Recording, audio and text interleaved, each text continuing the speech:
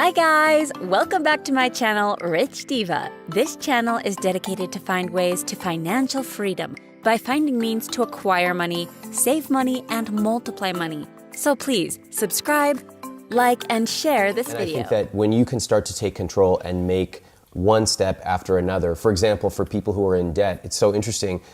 When people write me about how to get out of debt, over 90% of them don't know how much they owe.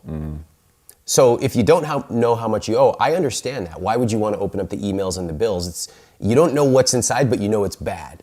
But the first step to doing that, to paying it off, is to open it up, confront reality, get real, and then make a plan. And all of those things can be done in and of yourself without regards to what's going on outside your house or outside your email inbox. So it's not impossible to make money. There's actually a lot of people making money. It's not impossible to get ahead, pay off debt, even invest and grow. There's a lot of people doing it. But if you're surrounded by people who constantly complain about how difficult it is and it's impossible, guess what? You're gonna absorb those invisible scripts. I was giving a talk and I asked somebody what they love spending on, and she said clothes. She said she loves buying clothes. I said, great. And she was so excited. I love whenever you ask people, their eyes light up. And I asked her, what would it look like if you quadrupled your spending? And she said, I would have clothes everywhere. Like all day long, I'd be ordering online, I'd be sending half of them back. And I said, where do you shop? And she said, Topshop. And I said, okay, so you quadrupled your spending, where would you shop? She said, Topshop, I just have a lot more. And it was fascinating because when you ask people what they love spending on and if they could spend more, what would they do? Most people have never thought about it. She had limited herself into the box of Topshop. Now, I don't know, Topshop's perfectly fine, that's fine. But I guarantee you, if you quadrupled or 10x'd your spending on the thing you love, your money dial, you might shop at a different brand. You might even fly to the factory that makes them and get a behind the scenes tour, as I did when we went on our honeymoon. So why I'm sharing this is that so many of us operate in a linear way. Oh, if I have this thing I like coffee, I might get 2 coffees a day. But what if you actually truly love it? You might go to the coffee factory and bring your family with you. So there's this whole idea of what you can do with a rich life. And it doesn't just mean more stuff. It could be experiences. It could be security, like buying a house in a place that keeps you safe, or staying at a hotel where you're around things that are comfortable for you. There's so many different ways to look at a rich life. And most people, I want to challenge them to really think what it would feel like to spend more on the thing they love. Of course, if they cut costs mercilessly on the things they don't. I want everyone to think, what is your rich life? And take it from the clouds to the street. I want to buy 3 different Lululemon tank tops a month because I don't ever want to have to wear an old one. Whatever, go as crazy as you want. I want to travel for a month and I want to bring my family with me. Great. A rich life is different for everyone, but is about your definition.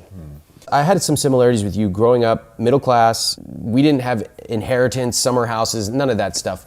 And my mom stayed home with kids, my dad went to work. My parents told me if you want to go to college, which of course you do because you're Indian, you got to find some scholarships. And I love building systems. I think people who are kind of lazy, they like to do the minimum amount of work, but I like maximum results. So I've built this system of applying to scholarships, and I started getting them. And for some reason, they wrote some of those checks to me. So 1999, 2000, took that money. I was like, I'm smart. I'm gonna invest it in the stock market. And then I lost half the money right away. I was like, oh man, not that smart. So I started learning about money, and that was a really valuable lesson to me, because no matter what, you will get the shit kicked out of you at some point in life. And you can take 2 routes. You can be like, oh, that sucks, I'm never gonna do that again. Or you can be like, oh, that does suck. What did I learn from that? How can I improve? And I see this a lot with entrepreneurs I know who are starting to hire. They're like, oh, how do I hire like the project manager or whatever? I'm like, your first 5 hires are gonna be horrible. Just acknowledge it. It's gonna suck, but you gotta keep going because you'll get better each time, and on your 6th, you'll be great. And it could be the same for, how do I find, it could anything that you're looking for. How do I find the right recipe to start cooking? Well, your first 20 times you make eggs, you're gonna suck. You don't just give up, you keep going until 21. So I started doing this with money, and I started learning about money and psychology. And I think that most of what you see with money is just this mathematical, logical stuff. And it sounds good, and everyone's like, oh yeah, compound interest. But then they go back to their day-to-day life, which is like, I want that sweater. I know I should be doing this. How come I'm not doing that? I feel bad. Close the book, forget it. And I want to take a really different approach. A perfect example is if you look at any money book, anybody watching, go look at any money book, look at chapter 1. You know what they tell you to do in chapter 1 of any book? Fine, let's find out how much you spent last month. And people are like, no thanks, see you later. They don't know how much they spent, but they know it was bad. Right. And so if you actually understand human psychology, you know that my goal is not to make you feel bad. My goal is actually to show you how money can be positive, how you can live a rich life, whatever you want. So in chapter 1 of my book, I said, look, we all use credit cards, we all suck at using credit cards, and we all hate credit cards. Let me show you how to beat them. Read these words off the page, this battle-tested script, and you'll get your fees refunded and you'll get all these perks you don't even know about. People they're like, I don't know, this Indian guy's kind of weird, I'll try it. They pick up the phone, even millennials who are afraid of using the phone, they picked up the phone, they did it, and they're like, oh shit. You're talking they call the bank. They called the bank. Negotiate this stuff. Yes. And like that, they get a $35 fee refunded, or they get some perk they never even knew existed, and suddenly, psychologically, they go, oh my God, I can take control of my money. It's not all these huge concepts of retirement and inheritance and all this stuff. No, I called, I got money back, now I can do it. So it's so important to be really incorporating your own psychology when you think about money. And part of that is, what do I want? Where did I get these beliefs from? Whether it's a movie or a family friend, and then what can I do today to start moving along and developing my rich life? If you believe that it won't work for you, then congratulations, you are correct. A better approach, what I see from the best people who use my material, is they say, you know what? It worked for those other people, I can make it work for me. Simple as that. So let's talk about the job stuff, because I talk about jobs, it's a little unusual. I think that it's become very popular online to say like, screw jobs and like be an entrepreneur. And I think entrepreneurship is great, but I also think most people have a job and you can create amazing value by working with a team. And I have employees and they do an incredible job. So, and I've had jobs. So I think that when it comes to a job, there is a totally counterintuitive way to approach it. I routinely show people how to negotiate $10,000, $25,000 raises all the time.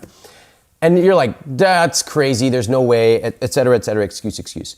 Here's the different approach. The first way that most people think is like, if I'm gonna negotiate for a raise, which like, oh, they might just like fire me, that's problem number one. That's the wrong way to look at it. If you go in and ask for a raise, you're not devaluing yourself, you're actually increasing your value. Because what type of person would go in and ask for a raise? A top performer. So the second thing is they believe that they have to kick down the door of their boss and say like, give me money. Well, if you do that, of course they're gonna kick you out. That's a very impolite way to do it. A third way is much more effective. So I'll just give you like the quick lay of the land. If you wanna get a raise, for anybody watching, this is how you do it.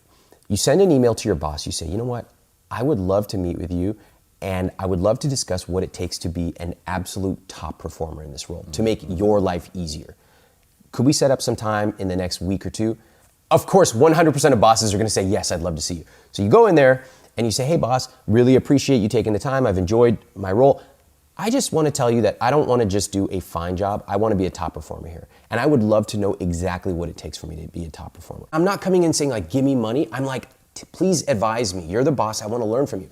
So the boss is gonna say, they're gonna give you some generic answer because they weren't prepared for this. Oh, you need to show up and blah, blah, blah, blah, blah, whatever. You say, I really appreciate that. I'd love to get really specific. In fact, I did a little bit of research before I came in. Here are 3 things I think would make, look at that, look at the face, because bosses don't hear this. Most of their employees just show up, do what's expected, and then they're like, how come I'm not getting a $10,000 raise like Ramit said? Because you don't deserve $10,000 unless you go above and beyond. So, you know, hey boss, I know that I'm currently working on this sales project and we're slated to have a 3% improvement. I really think we can do 6. Would that be part of top performing role here? Yes. What about this? Da da da. So you have a little discussion and you say, okay, am I reading this right? These 3 things would help me really outperform at this role. Yes. Okay, I'll tell you what, I'd like to get to work on this. I'm gonna commit to sending you an update every week or every 2 weeks. And at the end of 6 months, I'd like to come back and show you what I accomplished. If I do it, I'd like to discuss a salary adjustment at that time, But let's not even worry about that right now. Let's have me focus on this. What do you say? Look, we all start from different places in different parts of our life, but what we can focus on today is what can I do to change that and to control what I can control.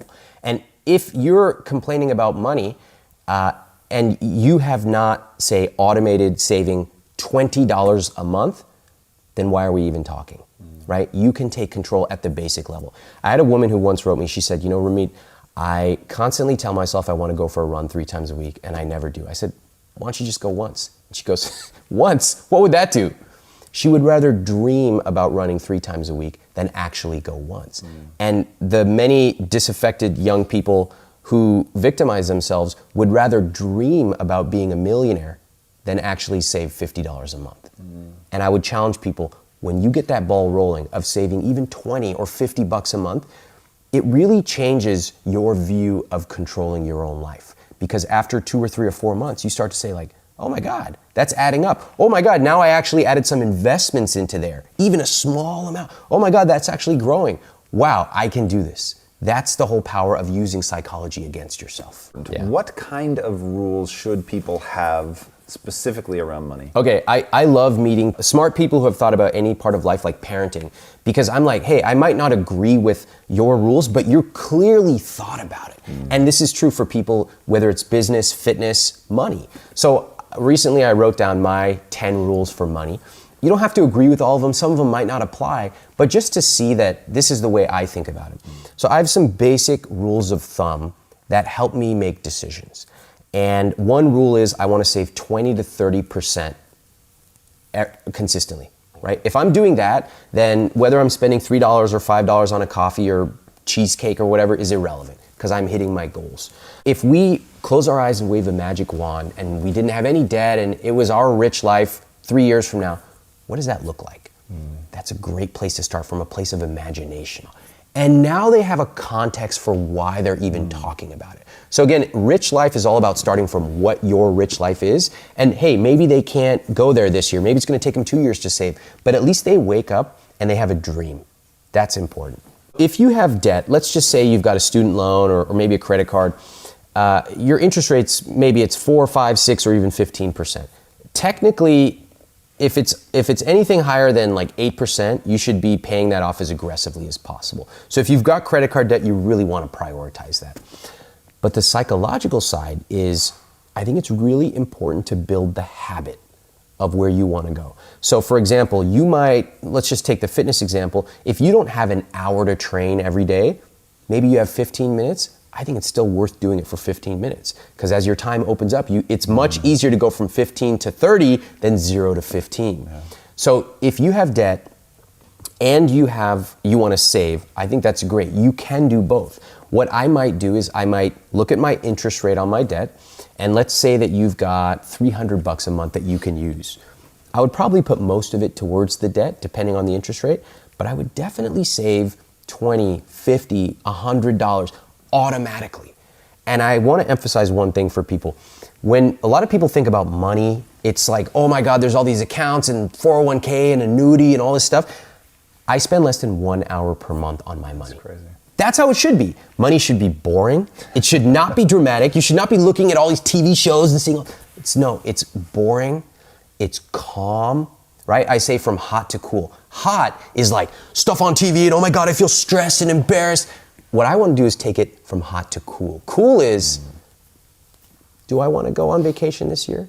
Or is it worth it for me to buy this handbag or this jacket? Okay, it is or it's not, but I can make a cool decision. That's what I want people to do. So your money's automatically saved. It's also automatically paying off debt. It's automated to the point where you actually know the exact month and year your debt will be paid off. And that is such a relief. If you live in the spreadsheet, like, okay, this is a rarity. Most people don't spend any time on their money, which they should. But then you have this very tiny percentage of people who are borderline obsessed with it. And if you find yourself like waking up in the morning and logging into Excel and running another Monte Carlo simulation, you got a real problem. So really, once you set things up, a rich life is lived outside the spreadsheet. A rich life can be going on vacation. A rich life can be eating at a restaurant or cooking at home. That is a rich life, and I can tell you, After you get your basics in order, a rich life is not on your computer screen or in a spreadsheet. A rich life is lived outside the spreadsheet.